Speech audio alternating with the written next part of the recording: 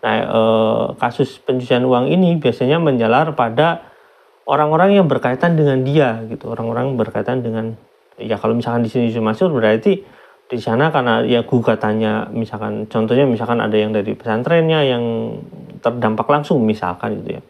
Atau orang-orang yang menerima fee dari kasus tersebut dari si Adiansa misalkan seperti isu masyhur yang memang ikut terjun langsung, dan itu sumbunya banyak gitu, jadi alirannya banyak gitu. Ada beberapa orang yang sudah dipanggil sampai 2 kali, kemudian tidak datang juga ada. Ya. Tapi untuk si A si B-nya saya belum dapat bocorannya itu. Nanti akan ada SP2AP, Pak. Oh gitu. Iya. Kalau Yusuf Mansur dengar-dengar udah dipanggil atau belum, Pak? Sudah dipanggil tapi tidak datang. Pernah dipanggil tidak datang. Berapa kali?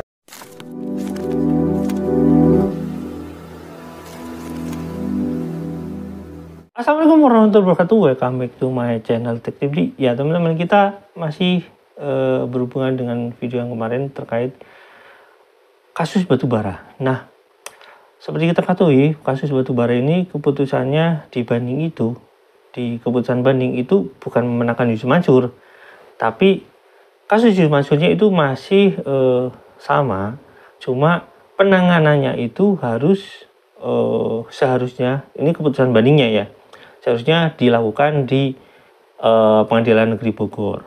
Nah, jadi kasusnya itu diakui ada, tapi seharusnya diselesaikan di sana, jadi di NO-kan.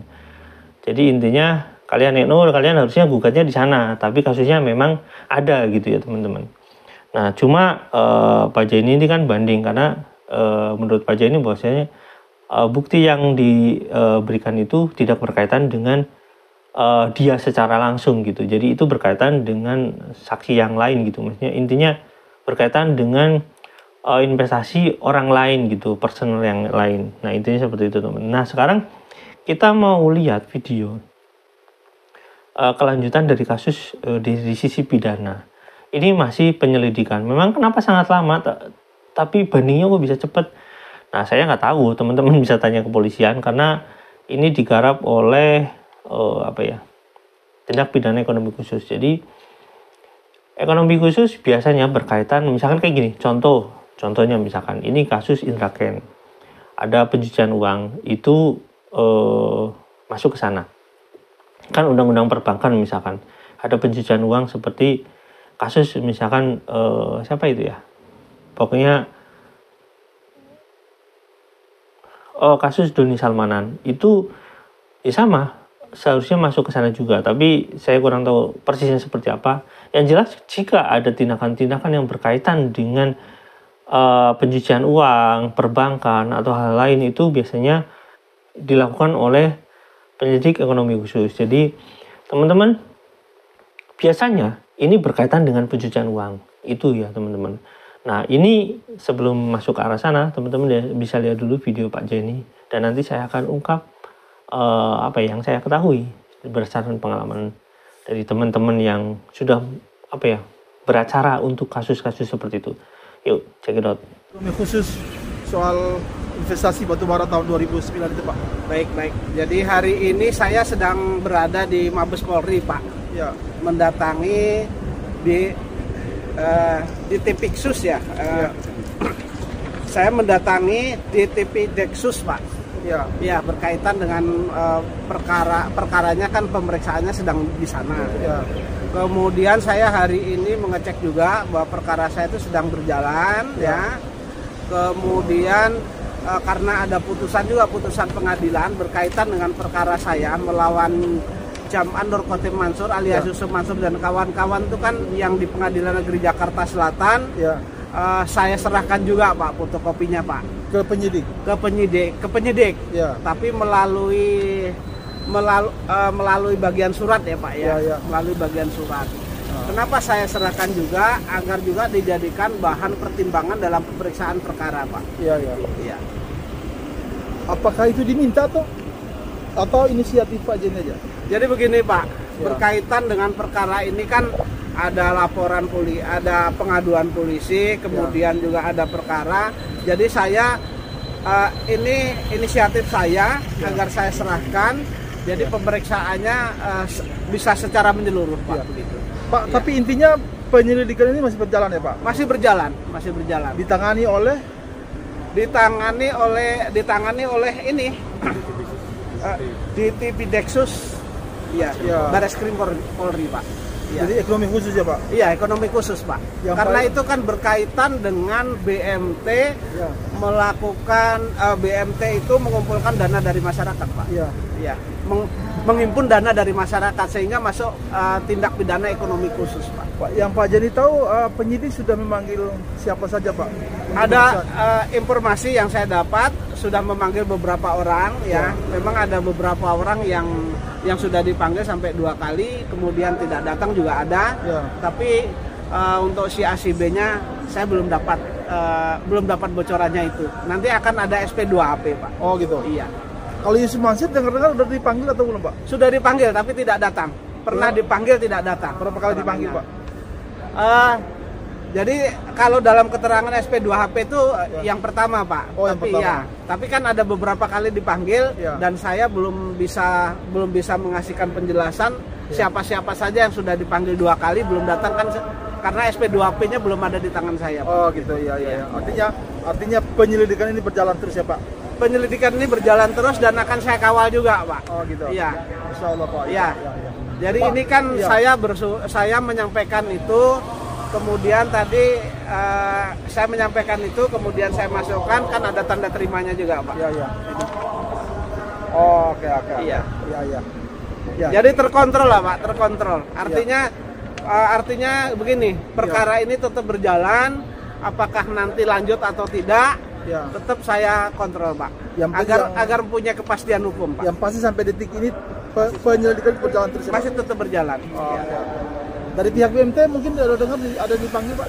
Dari pihak BMT sudah dipanggil juga, ada yang tidak datang tapi diulangi lagi dan tadi penyidik mengatakan akan segera juga Oh, memanggil. gitu. Lagi, Para manggil arranger lagi. Pak yang menjadi para arranger yang mengumpulkan investor-investor itu, apakah Pak Jeni dengan sudah dipanggil juga?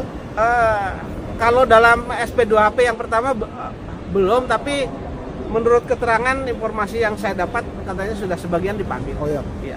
Pak, ini sementara penyelidikan ini mengarah ke pasal apa Pak? Jadi undang-undang perbankan penipuan penggelapan masuk Pak. Ya, ya. Undang-undang perbankan juga masuk. Masuk Pak. gitu ya. Iya. Oke, itu videonya teman-teman. Jadi, berdasarkan berita dari teman-teman saya yang sudah bersana dan saya juga ikut pernah mengawal dari kasus-kasus seperti itu, bahwasanya kenapa masuk ekonomi khusus itu biasanya itu memang kasusnya ini berkaitan dengan orang banyak. Nah, kasus ini kan berkaitan dengan orang banyak dan kasus ini bisa mengabulkan si para korban ini dengan cara semacam kolektif gitu, sehingga putusannya nanti akan semacam kalau misalkan itu ada kasusnya aset yang disita itu nanti akan dijual dan akan dibagikan, biasanya seperti itu.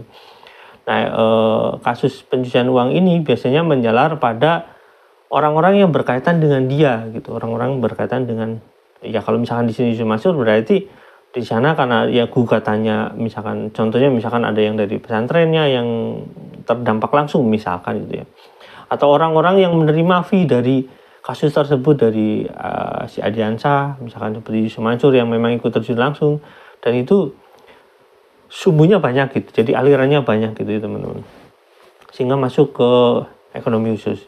Nah, lidik ini penyelidikan ini biasanya prosesnya panjang.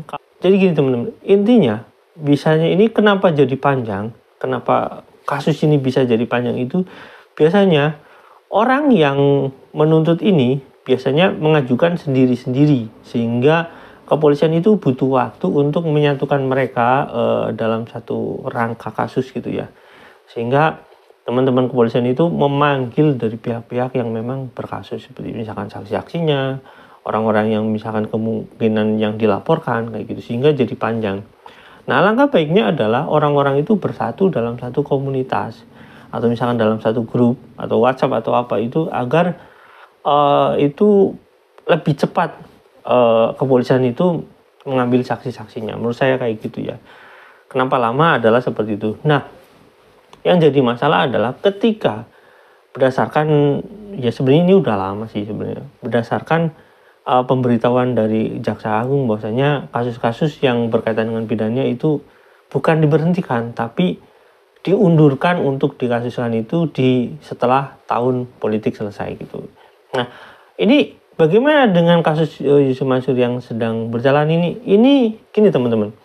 Ada perbedaan antara kasus yang sedang berjalan yang sudah dilaporkan dengan kasus yang akan dilaporkan.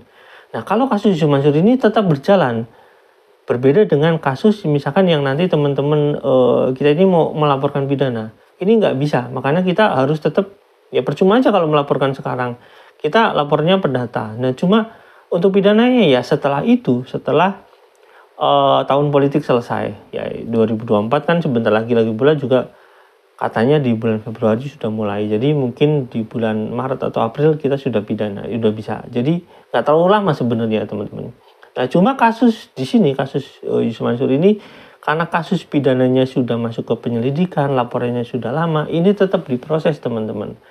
Apakah berpengaruh terhadap Yusuf Mansur? Ya saya nggak tahu ya teman-teman ya, dia pengaruh atau enggak. Karena kan dia juga kayak gitulah. Nah, masih teman-teman, jadi dari kasus pidana maupun perdata yang sedang dihadapi itu tetap berjalan walaupun ada pernyataan dari Kejaksaan Agung seperti itu ya teman-teman. Mudah-mudahan teman-teman bisa memahami, karena ya begitulah hukum di kita. Jadi ya proses ya harus kita hormati tetap mau nggak mau. Ya sampai di sini ya teman-teman, ini sebagai pembelajaran aja agar teman-teman jadi lebih berhati-hati dalam kasus investasi. Kenapa? Kalau kasus investasinya ini besar, terus itu memang Anda dalam posisi benar, Anda bisa menyalahkan orang lain, tetap aja kasus ini berjalan sangat lama gitu. Jadi Anda akan capek gitu ya teman-teman. Ya, sampai sini jangan lupa like, subscribe, komen, jangan lupa juga share. Wassalamualaikum warahmatullahi wabarakatuh. Bye.